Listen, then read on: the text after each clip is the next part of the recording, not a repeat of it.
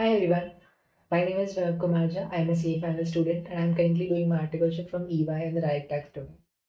So यार अगर आप एक CA फाइनल स्टूडेंट हो who is looking for your articleship या फिर आप एक CA इंटर स्टूडेंट हो जिसका रिजल्ट आने वाला है मार्च में एंड जिसके बाद आप आर्टिकलशिप स्टार्ट करोगे ढूंढना, तो सबसे इम्पॉर्टेंट चीज जो आपके लिए आती है before starting to search for articleship that is making a good resume, right, जो कि आप फर्दर शेयर करोगे ऑर्गेनाइजेशंस में, जिसके बेसिस पे आपकी स्क्रीनिंग होगी एंड जिसके बेसिस पे आपको इंटरव्यू के कॉल्स आएंगे, आपसे क्वेश्चंस पूछे जाएंगे, इंटरव्यू में सिलेक्शन होगा आपका, right.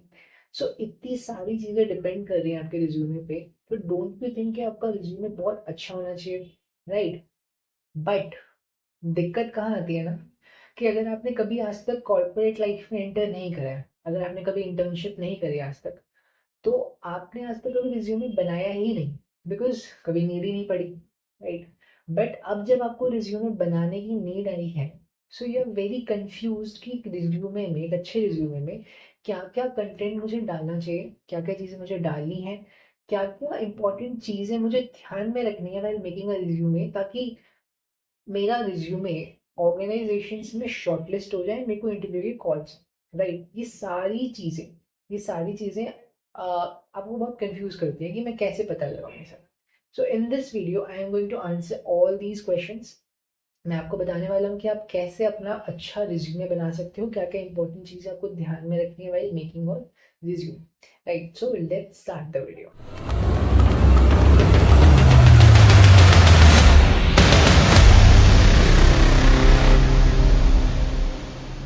As you can see on my screen, this is my resume जिसके थ्रू मैंने अप्लाई किया था अपने आर्टिकलशिप के लिए, right.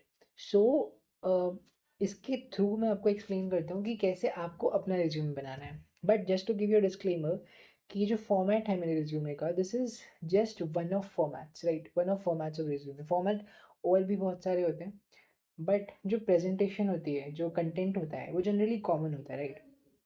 I am focusing on the content in the presentation. Format आप कोई भी उठाओ रिज्यूमे का, it doesn't matter, right. So let's start. सबसे पहले हम बात करते हैं कि आपको कंटेंट क्या क्या डालना है रिज्यूमे। भाई रिज्यूमे पहले भर लेते हैं थोड़ा, राइट, उसमें चीज़ें डाल लेते हैं, उसके बाद हम फोकस करेंगे कि उसको प्रेजेंटेबल मैनर में कैसे करना है, राइट। सबसे पहले आप अपना नाम डालोगे रिज्यूमे। उसके बाद आप कौन से लाइक कौन से स्टेज पे, उसकी फाइनल पे हो गया ऑब्वियसली, तो आप डाल देना। उसके बाद आप डालोगे अपनी कॉन्टैक्ट डिटेल्स। आप डालोगे सबसे पहले अपना ईमेल एड्रेस, राइट। उसके बाद आप डालोगे अपना फ़ोन नंबर। उसके बाद अपना डालोगे एड्रेस। एड्रेस में आपको ध्यान रखना है कि आपको डिटेल एड्रेस नहीं डालना है, हाउस नंबर दिस, गली number this, near metro station this, नहीं, ऐसा नहीं करना है। सिंपल डालो स्टेट का नाम, और स्टेट में आप कौन से रीजन में रहते हो। जैसे मेरा है द्वारका, दिल्ली, सिंपल, राइट। कोई डिटेलिंग नहीं करनी है। उसके बाद आता है आपका करियर ऑब्जेक्टिव। अब करियर ऑब्जेक्टिव में आप क्या लिखोगे? करियर ऑब्जेक्टिव आपका होता है, depends on the domain which you are choosing. अगर आप डायरेक्ट टैक्स चूज करते हो तो डायरेक्ट टैक्स के हिसाब से होगा आपका करियर ऑब्जेक्टिव। अगर आप ऑडिट चूज करते हो तो उसके हिसाब से होगा। इनडायरेक्ट टैक्स चूज करते हो तो उसके हिसाब से होगा, राइट। बट एक चीज़ आप ध्यान रखना कि अगर आपके रिज्यूमे में स्पेसिंग का इशू आ रहा है, लाइक आपके रिज्यूमे में कंटेंट बहुत सारा बन रहा है एंड वो एक पेज पे आ नहीं पा रहा है, तो आप इस करियर ऑब्जेक्टिव को स्किप भी कर सकते हो, बिकॉज जनरली आजकल लोग करियर ऑब्जेक्टिव नहीं डालते, इतना इंपॉर्टेंस नहीं देते हैं इस चीज़ को, तो आप इसको स्किप भी कर सकते हो if there is a spacing issue in your resume. उसके बाद आता है आपका प्रोफेशनल एंड एजुकेशनल क्वालिफिकेशंस। अब प्रोफेशनल एजुकेशन क्वालिफिकेशंस में ना आपको एक क्रोनोलॉजी में चलना है। सबसे पहली बात तो ये आपका क्वालिफिकेशंस पूरा एक प्रॉपर टेबल में बनेगा, जिसमें आपके कॉलम्स होंगे बहुत सारे। एग्जामिनेशन आपने कौन सी दी है, उसके बाद कौन से ईयर या मंथ में आपने उसको कंप्लीट किया है, उसके बाद कौन से इंस्टीट्यूशन से किया है, एंड उसमें बाद आप परसेंटेज डाल सकते हो, या फिर एक और कॉलम ऐड कर सकते हो रिमार्क्स का, कि आपने कोई मतलब कोई अचीवमेंट हो उस एग्जामिनेशन से स्पेसिफिक, कोई रैंक आई हो आपकी, या कोई एग्जामेशन आई हो, कोई किसी सब्जेक्ट में बहुत अच्छे नंबर आए हो, तो आप वो डाल सकते हो, राइट। तो एग्जामिनेशन हो गया, ईयर मंथ हो गया, इंस्टीट्यूशन हो गया, एंड देन परसेंटेज हो गया। अच्छा, उसके बाद आपको ध्यान रखना है कि जो आप क्वालिफिकेशंस, प्रोफेशनल एजुकेशन क्वालिफिकेशंस डाल रहे हो, ये प्रॉपर क्रोनोलॉजी में आना चाहिए। मतलब it should start with the recent one and and with the oldest one. Recent आपने सबसे पहले क्या किया होगा? आपने सी इंटरमीडिएट किया होगा, सॉरी सबसे रीसेंट में क्या किया होगा? सी इंटरमीडिएट किया होगा, सी ए फाउंडेशन किया होगा, बीच में कॉलेज किया होगा, राइट? उससे पहले आपने 12th किया होगा, उससे पहले 10th किया होगा, राइट? तो प्रॉपर प्रॉपर आपको क्रोनोलॉजी में चलना है, टाइम के हिसाब से चलना है, ठीक है? उसके बाद ये हो गया प्रोफेशनल एजुकेशन क्वालिफिकेशंस। उसके बाद आप लिख सकते हो एकेडमिक अचीवमेंट्स एंड अवार्ड्स। अब आपको एकेडमिक से रिलेटेड, पढ़ाई से रिलेटेड कोई भी आपकी अचीवमेंट हो, कोई भी आपको अवार्ड मिला हो स्कूल में, 9 10th 11 12th, राइट? कोई टॉप किया हो आपने स्कूल में, उसके रिगार्डिंग आपको कोई कैश प्राइज मिला हो, या फिर किसी सब्जेक्ट में आपने बहुत अच्छा स्कोर किया हो, उसके रिगार्डिंग आपको कोई अवार्ड मिला हो, या फिर जैसे आपने सीए इंटरमीडिएट या फाउंडेशन फर्स्ट अटेम्प्ट में निकाला है, तो आप वो लिख सकते हो। किसी में एग्जामेशन आई है किसी सब्जेक्ट में, या किसी सब्जेक्ट में बहुत अच्छा स्कोर किया है, वो आप लिख सकते हो। रैंक आई है, वो लिख सकते हो, ठीक है? उसके बाद आप लिखोगे एक्स्ट्रा करिकुलर एक्टिविटीज़। अब स्कूल में या कॉलेज में आपने कोई एक्स्ट्रा करिकुलर एक्टिविटीज़ में पार्ट लिया, कुछ भी, स्पोर्ट्स हो गया, म्यूज़िक हो गया, डिबेट कॉम्पिटिशन्स हो गया, एक्सटेम्परी हो गया, कुछ भी हो गया, वो आप यहाँ लिख सकते हो। उससे रिलेटेड कोई अवार्ड मिला आपको, आप वो लिख सकते हो, है ना? कोई आप सोशल मीडिया पे एक्टिव हो, लिंक्डइन पे लाइक आपके बहुत सारे फॉलोअर्स हैं, यूट्यूब पे आपके सब्सक्राइबर्स हैं बहुत सारे, वो आप लिख सकते हो।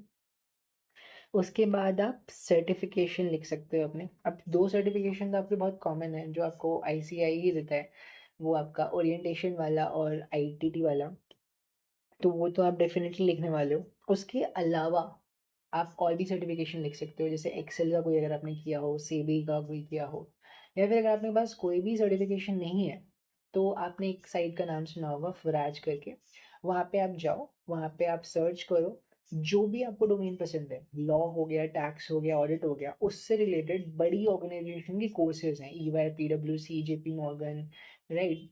बहुत सारी लॉ फर्म्स हैं, इन सब के कोर्सेज़ वहाँ पे अवेलेबल हैं। आप वहाँ पे जाओ, वहाँ पे कोर्सेज़ करो, एंड वो कोर्सेज़ आप कंप्लीट कर सकते हो फ्री में, एंड बहुत कम टाइम में कंप्लीट कर सकते हो। उसके बाद आपको सर्टिफिकेशन मिलेगा, वो सर्टिफिकेशन आप यहाँ पे आके डाल देना। बट कीप इन माइंड, जब वो आप सर्टिफिकेशन कर रहे हो, तो सिर्फ सर्टिफिकेट लेने के लिए मत करना, थोड़ा बहुत सीख भी लेना उसमें। बिकॉज जब भी आप डालते हो ना अपने रिज्यूमे में सर्टिफिकेशन, तो you should have proper knowledge of that. Because जो सामने वाला इंटरव्यूअर है, ही एक्सपेक्ट्स कि आपने वो चीज़ सच में करी हुई है, राइट? तो he can put up questions on that also, you should be ready for that. अच्छा, उसके बाद आप अदर इन्फॉर्मेशन में डाल सकते हो चीज़ें, जैसे आपका टेक्निकल स्किल्स हो गई, आपकी पर्सनल स्किल्स हो गई, आपकी कोई हॉबीज़ है तो आप हॉबीज़ भी लिख सकते हो, राइट? ये सारी तो हो गई कंटेंट की बात। हाँ, कंटेंट में एक और चीज़ जो आप डाल सकते हो, that is your work experience. अगर आपने कोई इंटर्नशिप करी है कॉलेज के टाइम पे, या फिर आपने कॉलेज सोसाइटीज़ जॉइन करी थी, वहाँ पे आपने कोई काम किया हो, तो आप उस सोसाइटी का या इंटर्नशिप का नाम लिखें। उसके बाद आपने उसमें क्या काम किया, क्या लीडरशिप आपने, मतलब क्या पोजीशन थी बेसिकली आपकी वहाँ पे, एंड आपने क्या सीखा वहाँ से, वो आप लिख सकते हो। अगर आपने वो चीज़ करी है तो, right? It will also add value to your resume.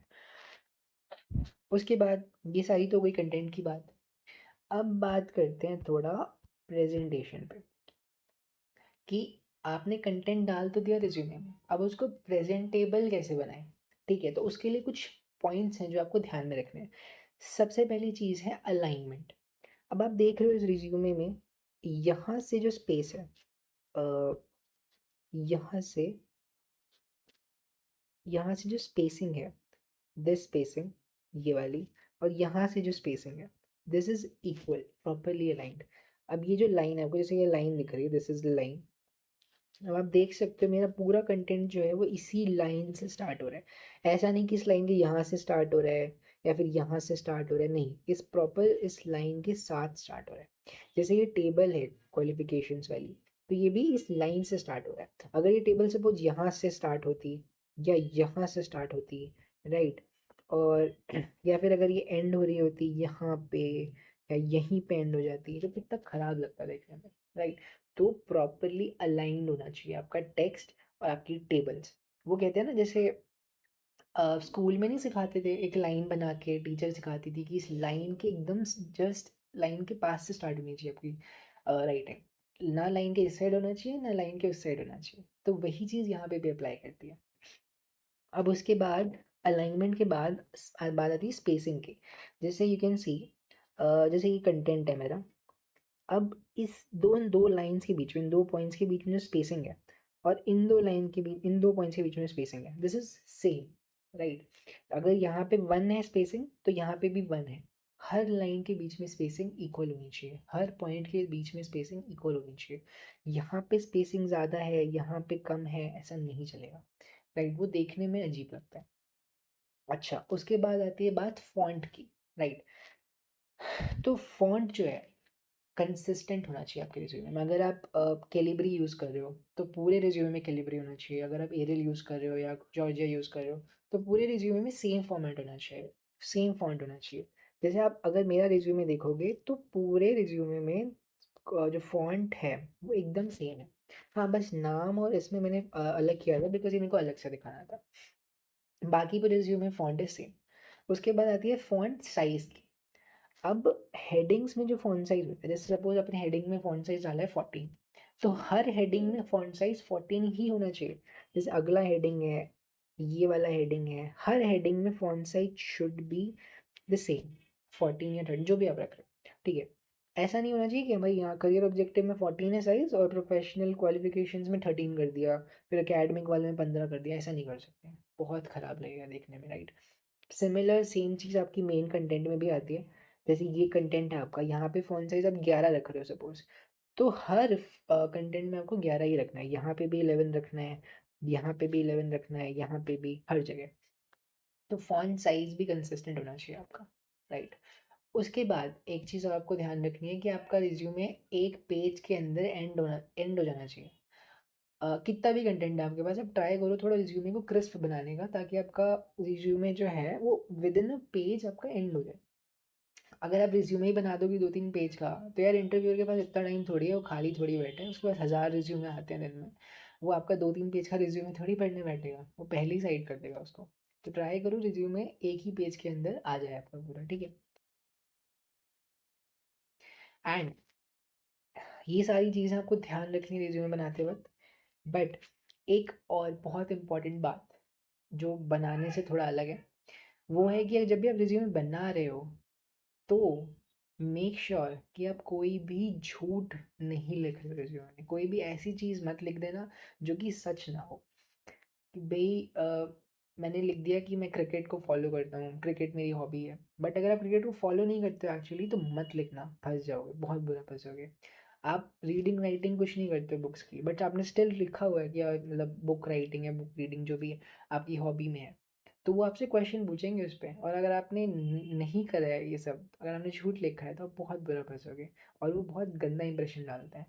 Same goes with certification also, जो मैंने पहले बताया आपको। अगर आपने सर्टिफिकेशन कोई नहीं किया है तो मत लिखो, झूठ मत लिखो एटलीस्ट, ठीक है? वरना बहुत बुरा फंसोगे। तो ये सारी चीज़ें आपको ध्यान रखनी है व्हाइल मेकिंग योर रिज्यूमे।